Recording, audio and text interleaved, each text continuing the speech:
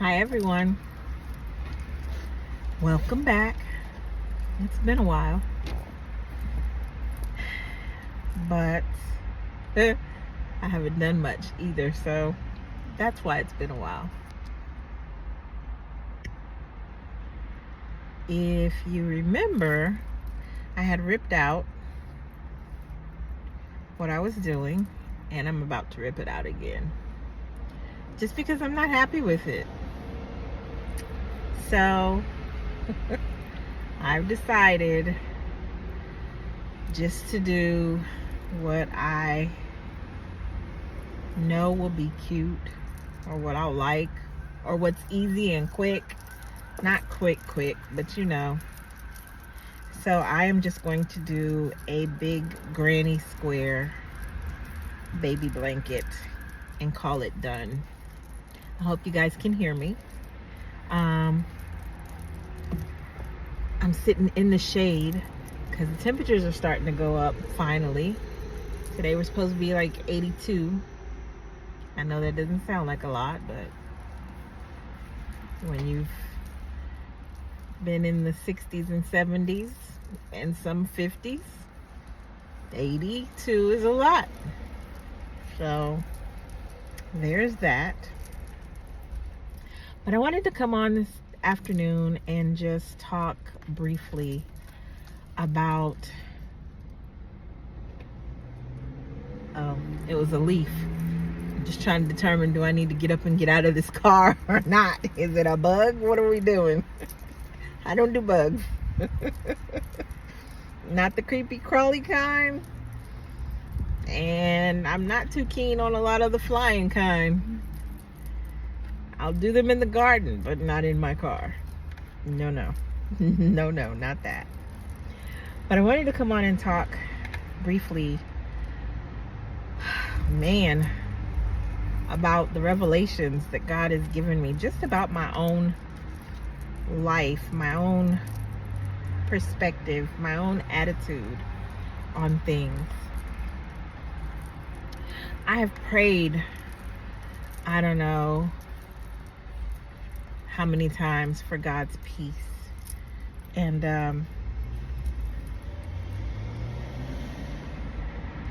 I've had pockets of moments where the peace that surpasses all understanding has been my portion. I've had pockets of that, but I have not dwelled in those pockets.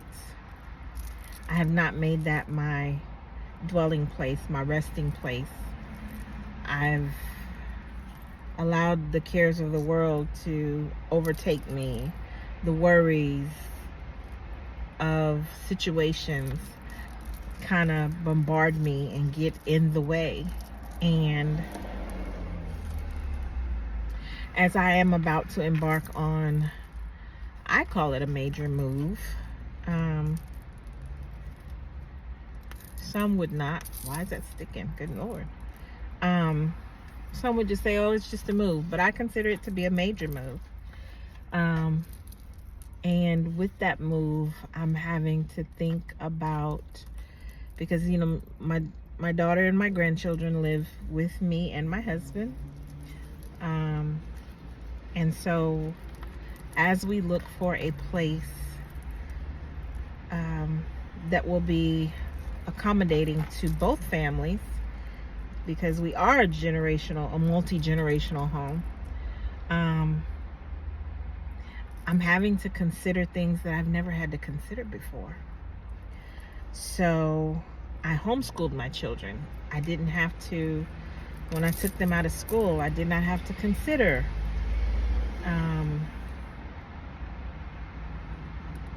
would they be faced with racism and racial profiling and so forth, because they would be at home with me.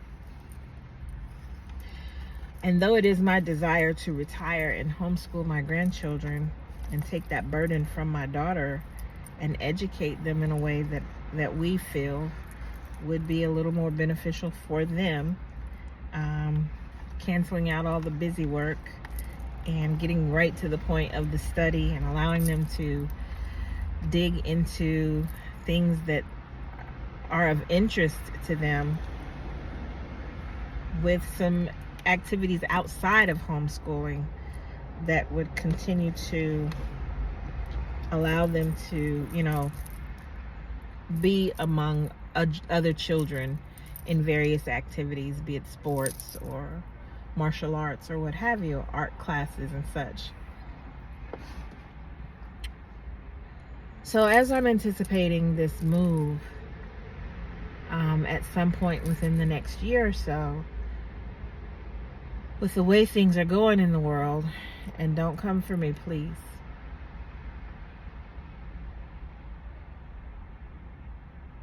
Don't come for me, please.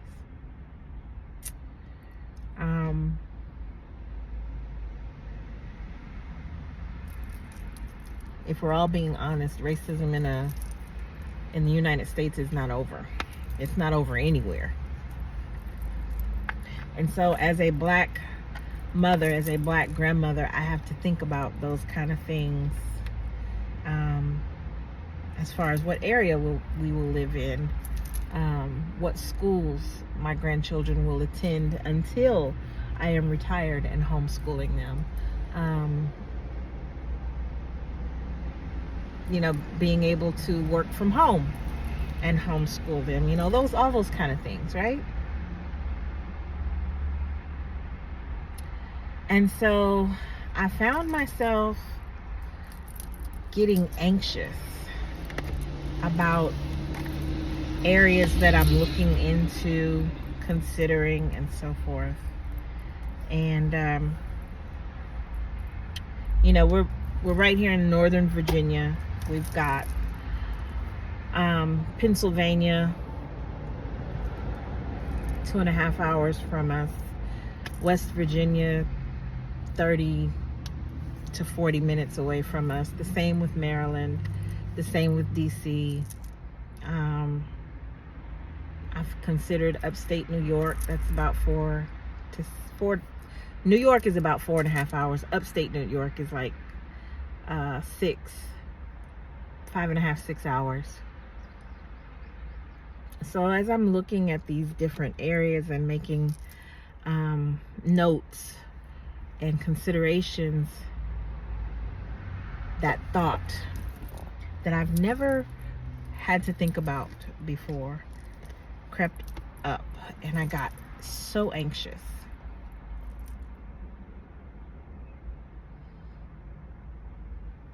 And then all the what ifs, what if my grandchildren are called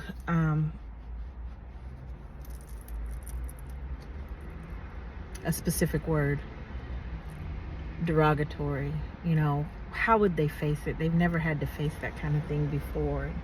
How would we respond? How would we face it? How would we deal with it? Just all these things just started going on in my head. And I thought about a conversation that I had with my grandson yesterday as I was driving him to school. And I don't know, suddenly he wakes up and I don't know if he's going through a growth spurt or what, but he wakes up in the morning and he's thinking about what is he going to eat for breakfast and what are we eating for dinner? And I'm like, you just opened your eyes. And so as we were driving, I said, don't worry about what we're going to eat for dinner. I said, do you see those flowers right there? And I was pointing to the flowers in the median. And he said, yes, ma'am. And I said, who takes care of those flowers? And he said, God does. And I said, you're right. And how does God take care of those flowers? He said, when it rains, he gives them a drink, and then the sun shines and they get light, and the sun helps them grow and the rain helps them grow, and God takes care of them that way. I said, you're right. I said, do they ever have to worry about when God is going to make it rain? And he said, no. I said, do they ever have to worry about when the sun is going to shine? And he said, no.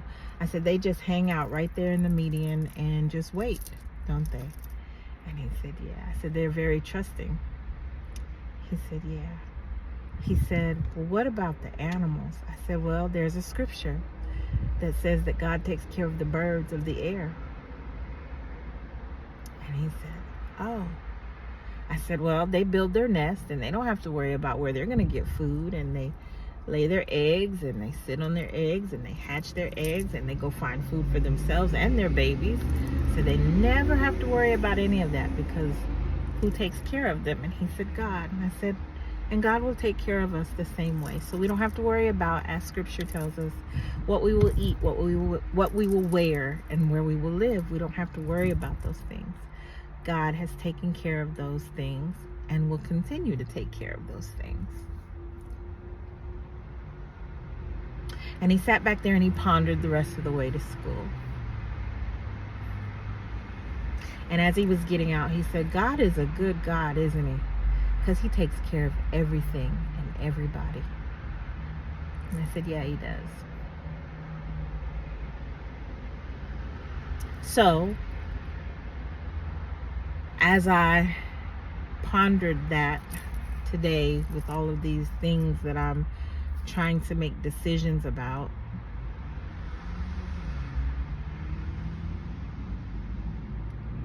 and wondering, will my grandchildren have to be faced with blatant racism? Will they have to be facing being called derogatory names? And, you know, are the moves that I'm about to make or considering making, are they good ones for them and for us?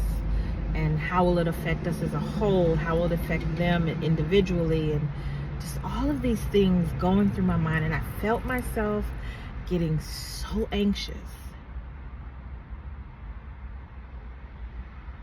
Oh. And then I heard God say, have I ever made a mistake in caring for you before? And I had to stop in my tracks.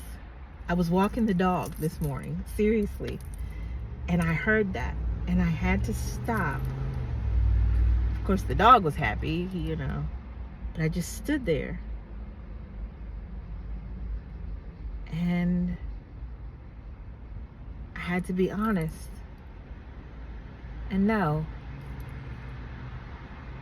he's not made a mistake in taking care of me before. He's not made a mistake in taking care of us collectively before. And it was as if I could hear him say, why would I start now? If I've taken care of you and taken care of them and guided you and led you in the right directions, why would I stop now?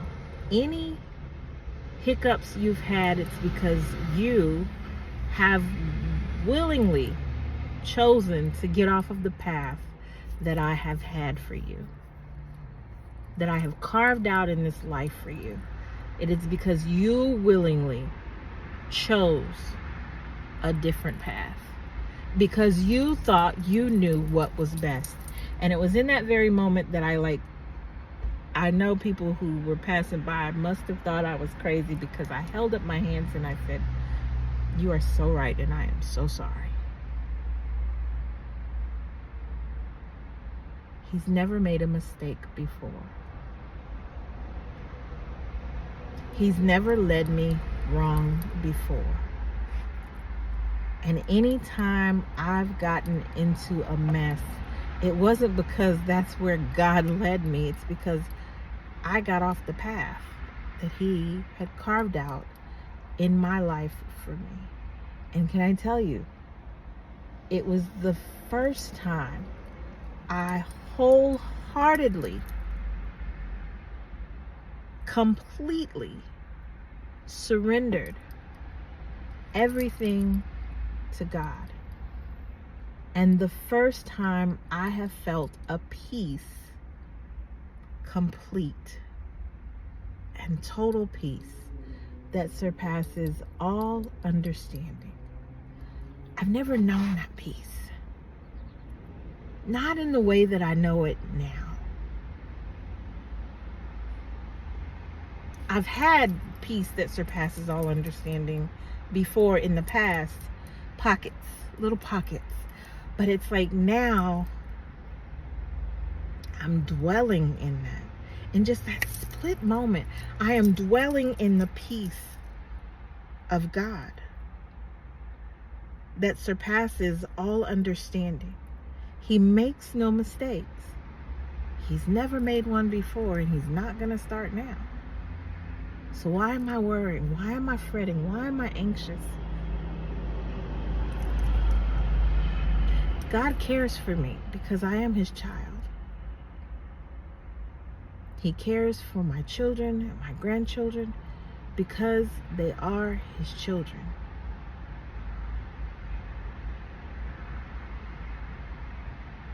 And if we care for our children as big as we care for them, why would we expect God to be any different towards us?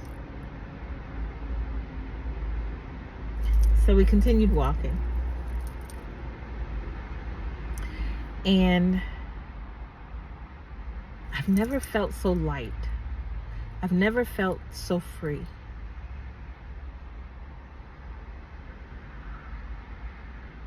As I did in that moment, and as I have continued to feel throughout this day, that if there's something in the path that I am walking towards and it is not right, God will move me around that, take me over it, walk with me through it, but he'll never leave me. And he'll never intentionally be like, you go that way and you figure it out. I know there's a hole in the road and I know you're going to fall in it, but you know, I'm just going to let you figure that out. He's never, ever done that. And he won't start now. And so, as the thought of the decisions came up that I need to make, I completely surrendered them to him. And I said, you show me the path that you would have me to follow, and I will follow it. Because I can get so caught up in thinking that I know what's best for me, and that what I want is the absolute best for me. But is it really? Because I'm looking at it from this perspective.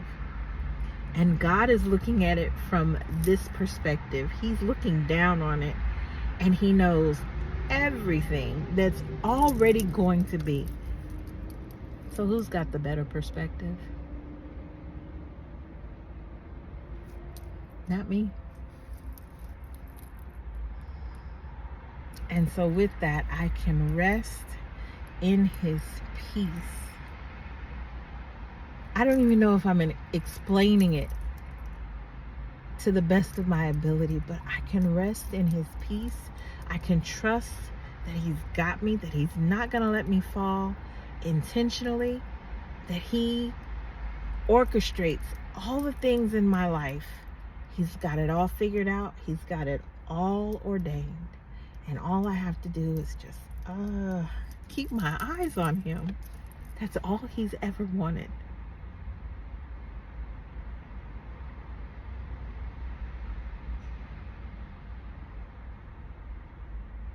Keep my eyes on him. And so I will.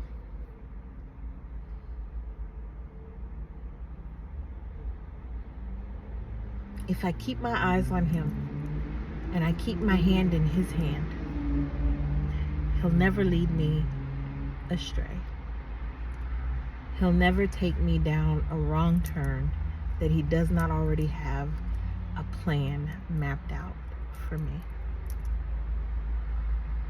He cares for my grandsons even more than I ever could. And I think I care for them a lot. But he cares for them even more than that.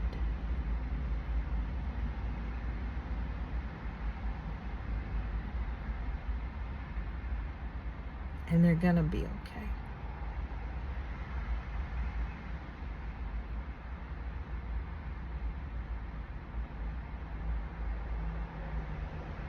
So, as I get ready to start this all over again,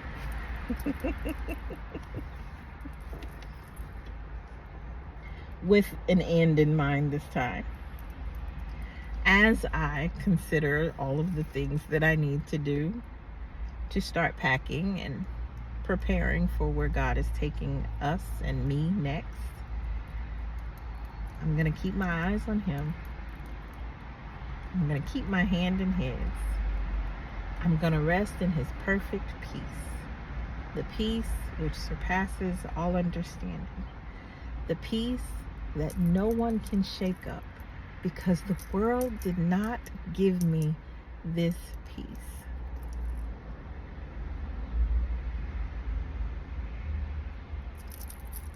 We're going to see where He takes it. Where does He take me? Where does He take us? And what does this journey look like? I'm ready.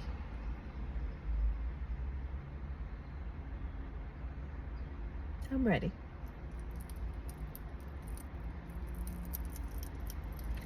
What about you?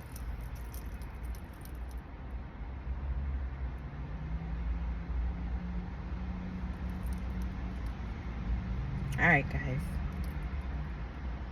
I'm going to cut it for here. Ugh.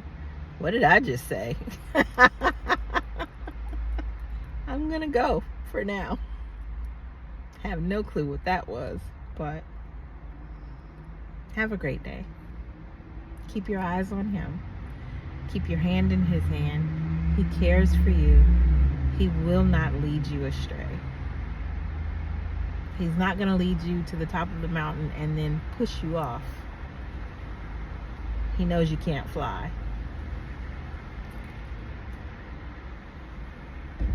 Trust Him.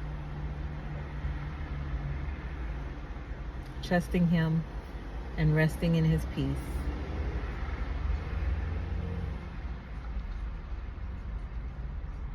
It truly does surpass all understanding. Take care, guys. God bless. And I'll see you in the next video.